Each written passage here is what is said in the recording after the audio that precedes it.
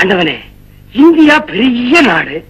இத உத்தர ஆடுறதை விட மாகாணங்களை தனித்தனியா பிரிச்சு கொடுத்துட்டா வம்பு எல்லாம் போயிடும்ல. வம்ப விலைக்கு வாங்கிட்டு வம்பு இல்லாம போயிடுமா? பூசாரி, நீ மசால் வடை சாப்பிட்டு இருக்கிறியா? மசால் வடை சாப்பிடாதவன் ஒரு மனுஷனுங்களா? ஓஹோ, சைனா ஜப்பான்ல எல்லாம் மசால் வடை சாப்பிட்டுக்கிட்டா இருக்கிறான். அப்ப அவெல்லாம் மனுஷன் இல்லையா?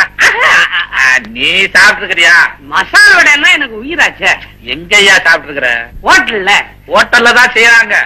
இருந்தாலும் ஆல் இந்தியா பேசஸ்ல அந்த வடை தயாராகுது. இந்தியாவுல உள்ள 62 கோடி கரங்கள் அந்த வடையில பட்டிருக்கு. மசால் வடை இல்லையா? என்ன மண்டை இல்லையா? மசால் வடை செய்யறதுக்கு என்னென்ன தேவை சொல்லு பாப்போம். மசால் வடை செய்யறதுக்கு முக்கியமா கடலைப்பருப்பு. அது எந்த மாகாணத்துல விளையுது? மகாராஷ்டிரா. துவரம் பருப்பு மத்திய மாகாணம். கடுகு கல்கட்டா. வெங்காயம் பச்சை மிளகா ஆந்திர பிரதேசம். எண்ணெய் குஜராத். எரி கட்டை அது ஒரு மாகாணம். இருப்பு சட்டி ரூர்கேலா. அதிகரண்டி பிலாய். அரவ மாஸ்டர் ராமநாதபுரம். சரக்கு மாஸ்டர் திருவனந்தபுரம். ஹோட்டல் மாஸ்டர் முடிப்பீங்க.